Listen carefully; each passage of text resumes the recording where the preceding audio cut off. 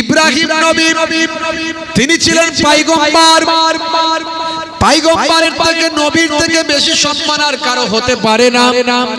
হে তরুণ যুবকেরা, কিন্তু ইব্রাহিম নবীকে পরীক্ষা করা হয়েছিল, শাস্তি এসেছিল, গজব এসেছিল, পরীক্ষা এসেছিল। ইব্রাহিম নবীকে নিজের সন্তান হযরত ইসমাঈল আলাইহিস সালাতু ওয়াস সালামকে কুরবানির জন্য নিয়ে যেতে হয়েছিল। আপনাদের জানেন ইসমাঈল নবীকে আল্লাহ হেফাজত করেন, বেহেশতি দুম্বা দিয়ে ইসমাঈল নবীকে আল্লাহ হেফাজত করলেন। হে তরুণ যুবকেরা, শুধু তাই নয়, ইব্রাহিম নবীকে নমরুদ আগুনে নিক্ষেপ করেছিল, বিশাল আগুন জ্বালিয়েছিল। সেই আগুনে ইব্রাহিম নবীকে দূর থেকে ছুঁড়ে ফেলে দেয়া হয়েছিল আগুনে। ইব্রাহিম নবী সাবর করেছিলেন, ধৈর্য ধারণ করেছিলেন। আল্লাহ যাতে রাজি, আমি তাতে রাজি। আমার আল্লাহর পরীক্ষা এটা, আমি পরীক্ষার মধ্যে আছি। হে তরুণ যুবকেরা, ইব্রাহিম নবী আল্লাহর পরীক্ষায় উত্তীর্ণ হলেন, আল্লাহর উপর অসন্তুষ্ট হলেন না, আমার আল্লাহর উপর নারাজ হলেন না। ইব্রাহিম নবী আল্লাহর উপর সন্তুষ্ট হলেন যখন আগুনে নিক্ষেপ করা হলো। হে তরুণ যুবকেরা, আমার আল্লাহ বললেন, আমার ইব্রাহিম আমার পরীক্ষায় উত্তীর্ণ হয়েছে। হে তরুণ যুবকেরা, আমার আল্লাহ আগুনকে নির্দেশ দিলেন, হে আগুন, হে আগুন শুনে রেখে দাও, ইয়া নারু কুনি বারদাও ওয়া সালামান আলা ইব্রাহিম। আমার আল্লাহ তাআলা ইব্রাহিম নবীর জন্য আগুনকে শান্তিদায়ক, শীতল ও শান্তিদায়ক বানিয়ে দিলেন।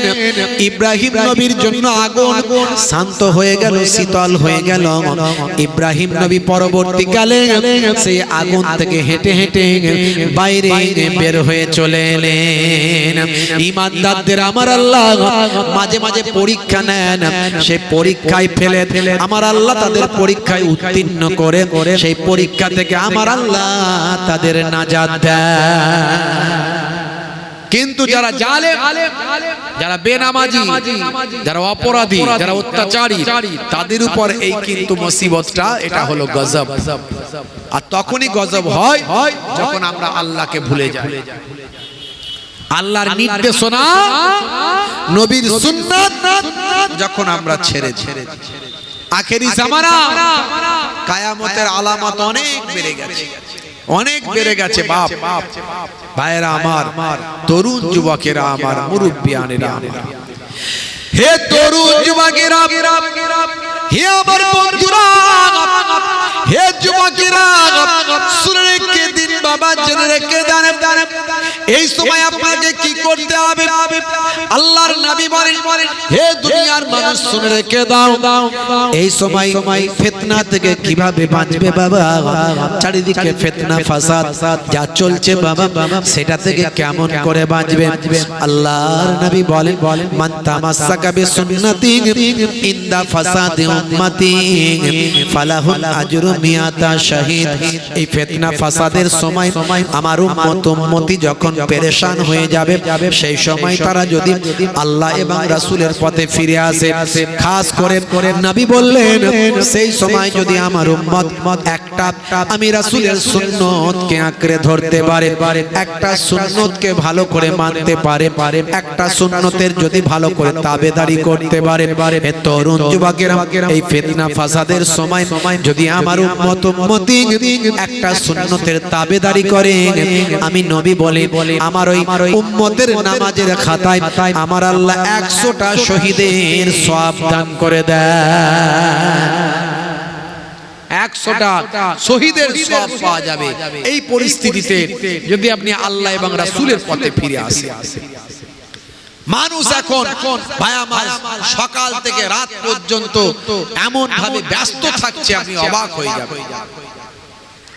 বিভিন্ন রকম অন্যায় অত্যাচার পাপাচার চগলখড়ি গীবত শিকায়েত চায়ের দোকানে ঘন্টার পর ঘন্টা বসে পার্টি পলিটিক্স রাজনীতি ওই হুজুর সেই হুজুর ওই হুজুর ভাই আমার এই নেতা ওই নেতা এই নায়ক ওই গায়ক বিভিন্ন রকম নাচ গান অশ্লীলতা ভাই আমার মোবাইলে ঘন্টার পর ঘন্টা game free fire PUBG lottery ভাই আমার তাস জুয়া সারা দিন কটা মানুষ 5 ওয়াক্ত নামাজ পড়ছে কটা মানুষ গীবত চগলখড়ি থেকে দূরে থাকছে কটা মানুষ অন্যায় অত্যাচার পাপাচার থেকে দূরে আছে একটু বুকে হাত দিয়ে চিন্তা করুন একটু বুকে হাত দিয়ে চিন্তা করুন চায়ের দোকানে বসে বসে আপনি যে গীবত করছেন চগলখড়ি করছেন আপনি কি ওয়াজে শোনেননি যে মরা ভাইয়ের গোশত খাওয়ার থেকেও বড় পাপ হচ্ছে গীবত করা চগলখড়ি করা বলে হুজুর জানি তো জানেন তো মানেন না কেন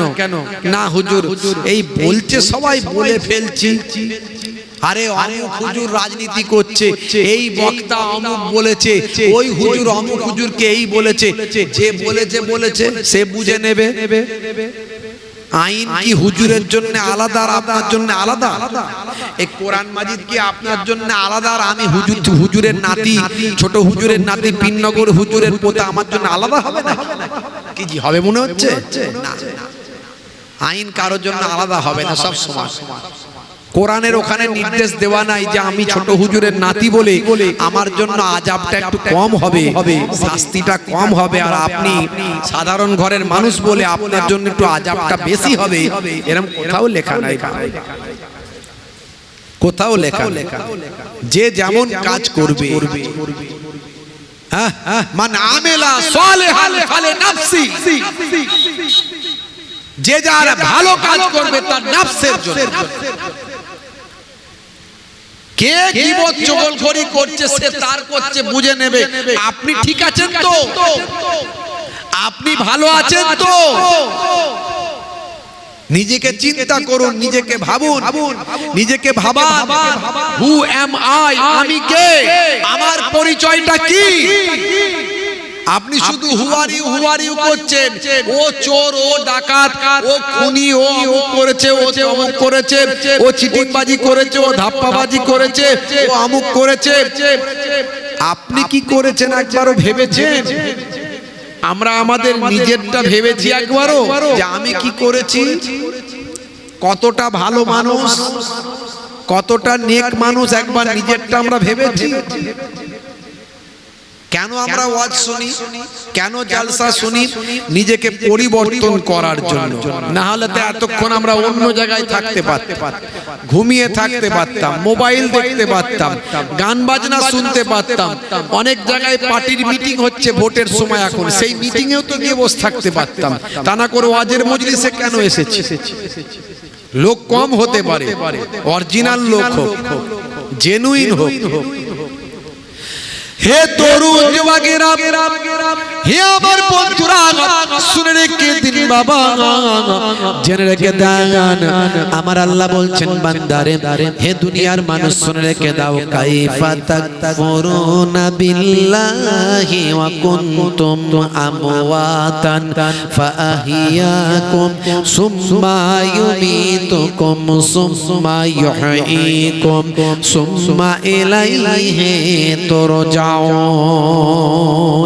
হে তরুণ যুবকেরা আল্লাহ বলছেন বান্দারে হে দুনিয়ার মানুষ শোনো তোমরা আমার কেমন করে নাফরমানি করো আমার নির্দেশ কেমন করে অবজ্ঞা করো এই পৃথিবী ক্ষণস্থায়ী পরকাল চিরস্থায়ী অল্প দিনের জিন্দেগি এখানে মানুষ টাকার জন্য ক্ষমতার জন্য সম্মানের জন্য মানুষ আজকে হানাহানি মারামারি কাটাকাটি হে তরুণ যুবকেরা সামান্য আধার জায়গা নিয়ে মানুষ খুন খারাপি করে কেস কাচারি করে কোর্ট কাচারি কাচারি হয়, ভাই আমার পুলিশ প্রশাসন হয়ে যায় সামান্য কিছুর জন্য। হে তরুণ যুবকেরা, আল্লাহ বললেন বান্দারে, অথচ তোমরা কি ভাবো না এই পৃথিবী হলো তোমাদের জন্য ক্ষণস্থায়ী, আর পরকালটা হলো তোমাদের জন্য চিরস্থায়ী। এখানে তোমরা অল্প দিন বাঁচবে, 50 বছর, 60 বছর, 70 বছর। আমার আল্লাহ সুন্দর করে অন্য জায়গায় আবার বললেন, বাল তুসিরুনাল হায়াতাদ দুনিয়া ওয়াল আখিরাতু খায়রুন ওয়া আবকা। হে তরুণ যুবকেরা, বন্ধুরা আমার শুনেন, এই পৃথিবী হলো আপনার আমার জন্য ক্ষণস্থায়ী, পরকালটা হলো আপনার আমার জন্য চিরস্থায়ী।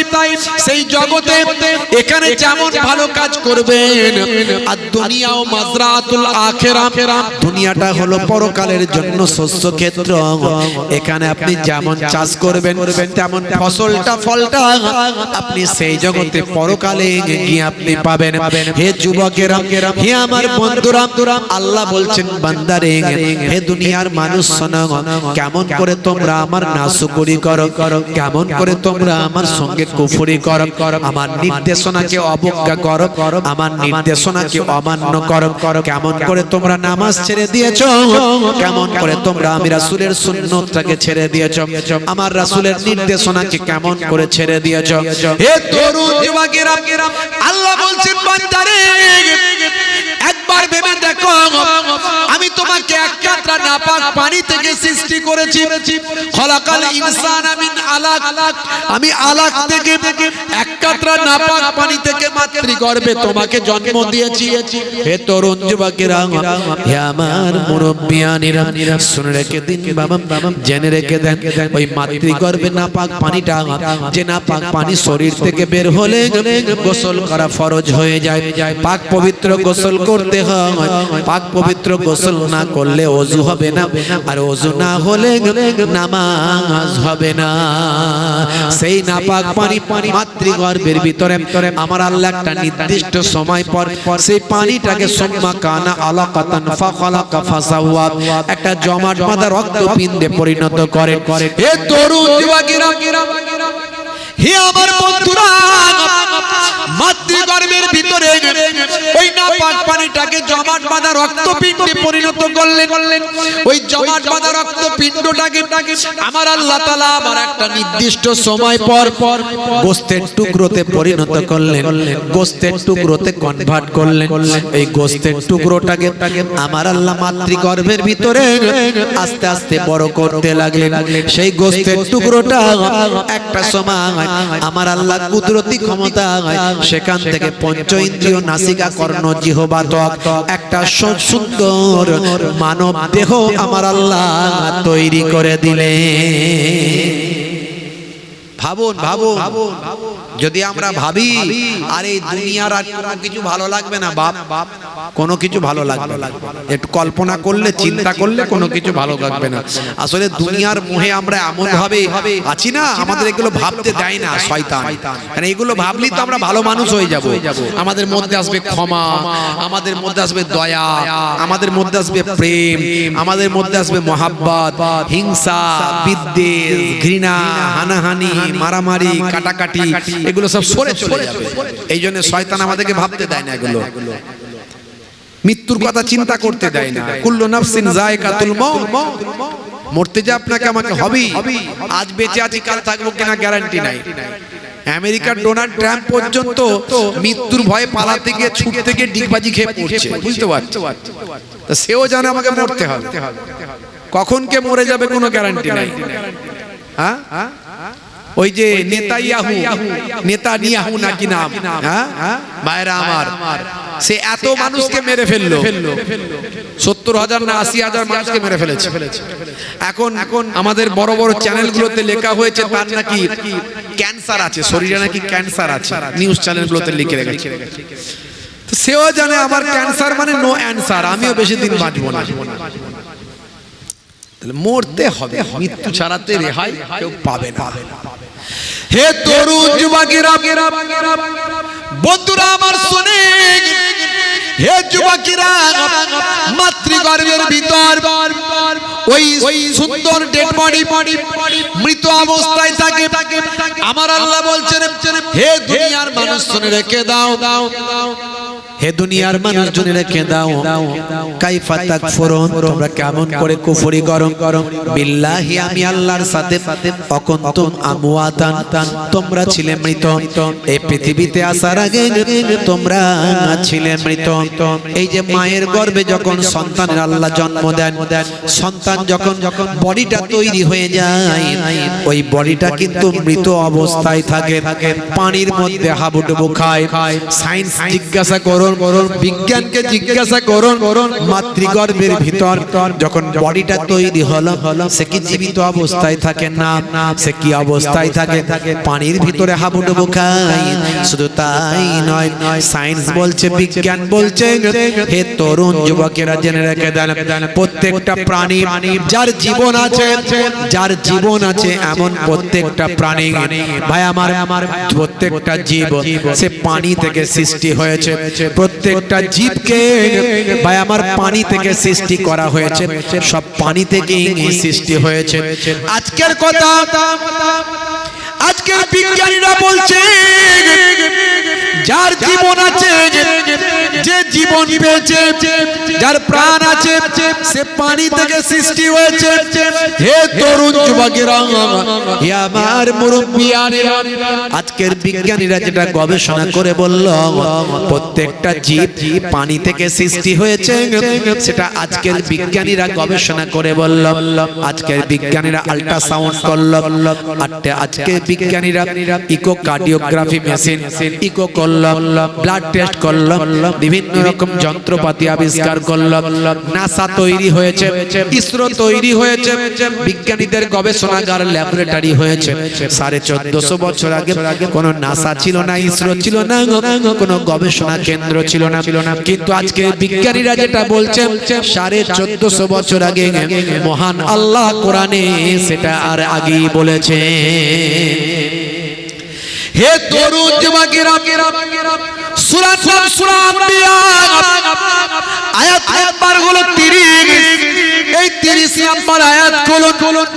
আমার আল্লাহ বলছেন, হে দুনিয়ার মানুষ শুনে রেখে দাও, আমার আল্লাহ সুন্দর করে জানিয়ে দিলেন, ওয়াজআলনা মিনাল মাই কুল্লা শাইইন হাইয়িন আফালা ইউমিনুন।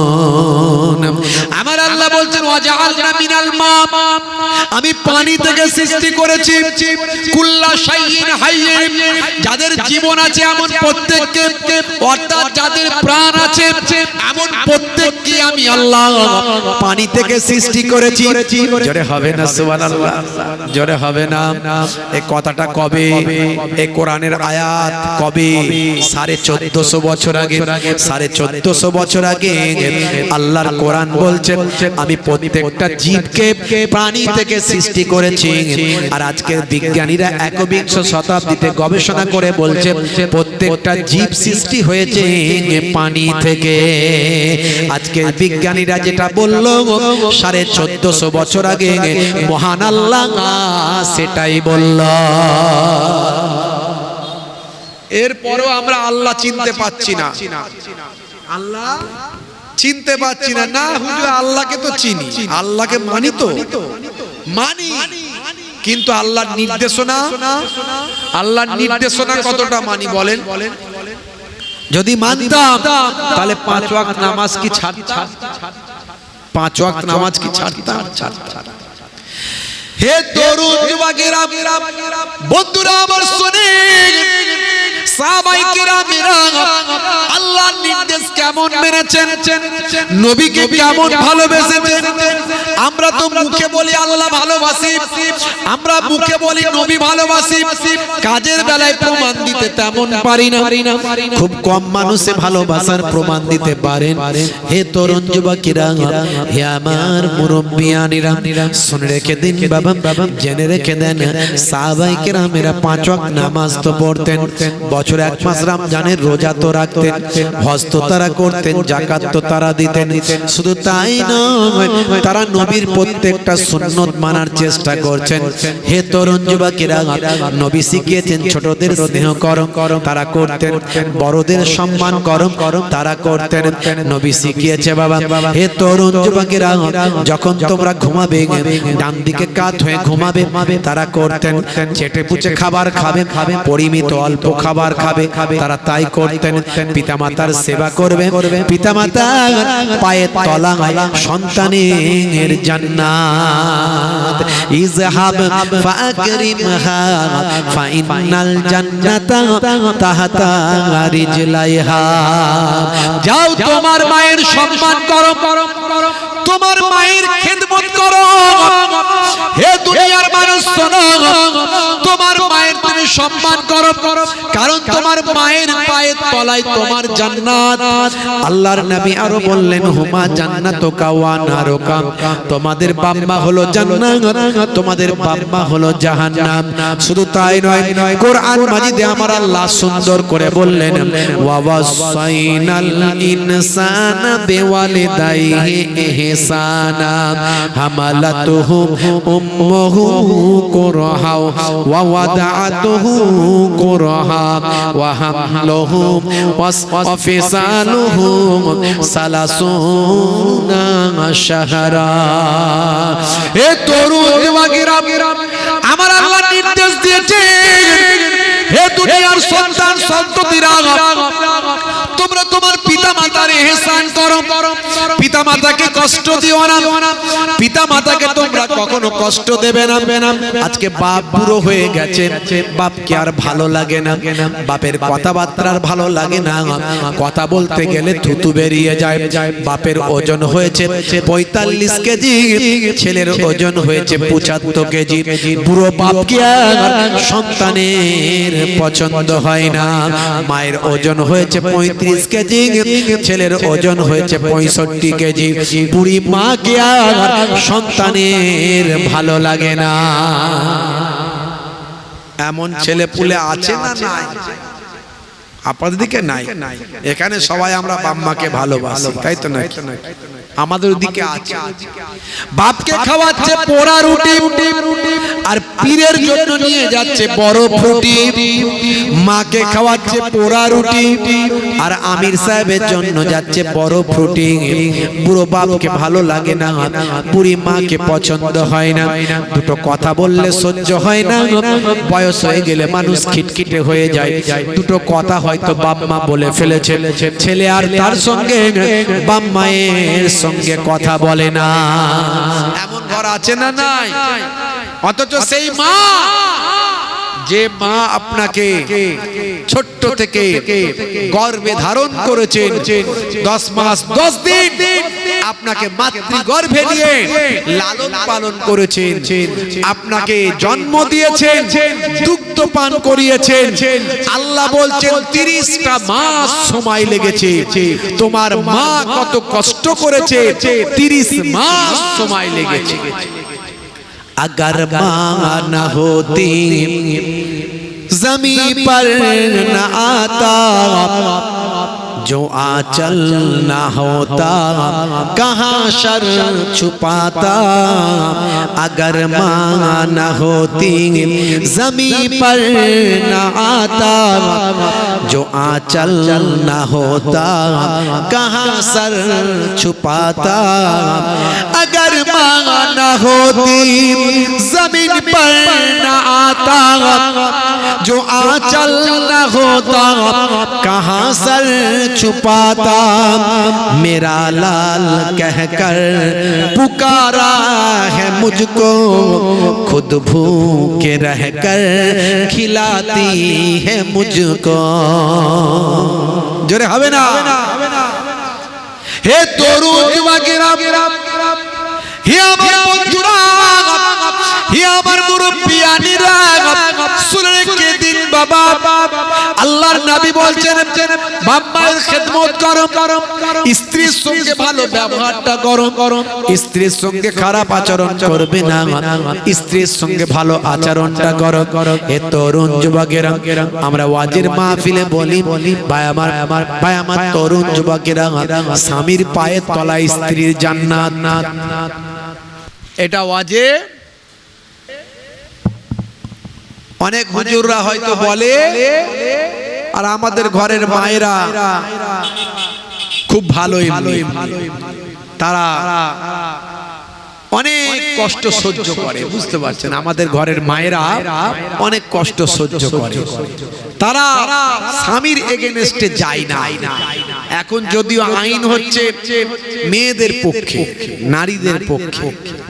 একবার থানায় একটা এফআইআর করে দিলে ওই স্বামীর অবস্থা খারাপ হয়ে যাবে, যদি সত্যি সত্যি ঠিকঠাক অ্যাকশন নেয়। আর যদি একটু ওই মহিলা আইসির পায়ের কাছে বসে একটু কেঁদে দেয়, ব্যাস, যদি একটু হৃদয়টা গলে যায়, ও দাঁড়া বেটা ঠিক করছে, অবস্থা খারাপ, বুঝতে পারছো? তারপর এখন পঞ্চায়েতে চলে গেলে পঞ্চায়েত থেকে অনেক রকম ব্যবস্থা হয়। তো এই মেয়েদের পক্ষে আইনটা খুব কড়া, কিন্তু আমাদের মুসলিম ঘরের মেয়েরা স্বামীকে জেল খাটাচ্ছেন এরকম খুব কম। দেখবে মুসলিম ঘরের মেয়েরা স্বামীকে জেল খাটাচ্ছে, এটা কিন্তু গড় হিসাব যদি করেন অনেক কম পার্সেন্টেজ। আর এই মুসলিম ঘরের বুড়ো বুড়িরা তারা বৃদ্ধাশ্রমে আছে, বিশেষ করে পশ্চিমবঙ্গে, বাংলাদেশটা ছেড়ে দিলাম, পশ্চিমবঙ্গে মুসলিম ঘরের বুড়ো বুড়িরা বৃদ্ধাশ্রমে আছে। এটা কিন্তু তুলনামূলক পার্সেন্টেজে অনেক কম, নাই বললেই চলে। তার কারণ কি? তার কারণ একমাত্র এইরকম ইসলামিক ওয়াজ নাসিহাতের মাহফিল। জোরে বলুন সুবহানাল্লাহ। জোরে হবে না ভাইরা? তরুণ যুবকেরা, মুরব্বিয়ানেরা, আল্লাহর নবী, আল্লাহর রাসূল আপনাকে আমাকে জানিয়ে দিলেন, হে দুনিয়ার মানুষ শোনো, হে নারীরা শুনে রেখে দাও, যদি আমি কাউকে সিজদা করার অনুমতি দিতাম, স্ত্রীদের বলতাম তোমরা তোমার স্বামীর পায়ে সিজদা করো। হে দুনিয়ার স্ত্রীরা, তোমরা তোমার স্বামীকে কষ্ট দিও না। বন্ধুরা আমার, তরুণ যুবকেরা আমার, আল্লাহর নবী বলেন, হে মায়েরা, চারটে কাজ তোমরা করবে, মায়েরা চারটে কাজ তোমরা করবে। 5 ওয়াক্ত নামাজটা তোমরা পড়বে, তোমাদের জন্য অনেক কিছুই ছাড়, তোমাদের জন্য অনেক কিছু ছাড় দেওয়া হয়েছে। শুনে রেখে দাও, তোমাদের কাজও অনেক কম, তোমাদের ফ্যাসিলিটি অনেক বেশি, মায়েদের সম্মান ইসলামে অনেক বেশি দেওয়া হলো, নারী হিসাবে সম্মান দেওয়া হলো, নারী হিসাবে বলা হলো মায়ের পায়ের তলায় সন্তানের জান্নাত। ইসলামে নারীর সম্মান কোথায় দেওয়া হলো একবার ভাবুন, মায়ের সম্মান কতটা দেওয়া হলো, আর কন্যা হিসাবে সম্মান কেমন দেওয়া হয়েছে শুনুন। আল্লাহর নবী, আল্লাহর রাসূল যখন কোথাও বাইরে যেতেন, আম্মা জান ফাতেমাতুজ জোহরা রাদিয়াল্লাহু তাআলা আনহার সঙ্গে সবচেয়ে শেষে তিনি সাক্ষাৎ করতেন। আবার যখন বাইরে থেকে ফিরে আসতেন, সবচেয়ে প্রথমে আম্মা জান ফাতেমার সঙ্গে দেখা করতেন। তার মানে সবচেয়ে দেখা করার টাইমিংটা সবচেয়ে কম রাখতেন নিজের কন্যা ফাতেমার সঙ্গে। শুধু তাই নয়, নবী আমার বলেছেন যে ফাতেমাকে কষ্ট দিল, সে যেন আমি নবীকে কষ্ট দিল। হে তরুণ যুবকেরা, স্ত্রী হিসাবে মর্যাদা নবীকে সম্মান দিলেন। হে তরুণ যুবকেরা, শুনে রেখে দেন, জেনে রেখে দেন, আল্লাহর নবী বাড়িতে অতি ছোট ছোট কাজগুলো নিজে হাতে করতেন। স্ত্রীর সঙ্গে রান্নায় সহযোগিতা করতেন, স্ত্রীর সঙ্গে তিনি রান্নায় সহযোগিতা করতেন, ছোট ছোট কাজগুলো মাঝে মাঝে করে দিতেন। ইয়াকুনু ফি মাহানাতে আহলিহি ওয়া ইয়াকুমুল বাইতা, মাঝে মাঝে নবী আমার ঘরটা নিজে হাতে ঝাড়ু দিতেন। ভাইরা আমার, মাঝে মাঝে নবী আমার ভাই আমার বাড়িতে স্ত্রীর সঙ্গে রান্নায় সহযোগিতা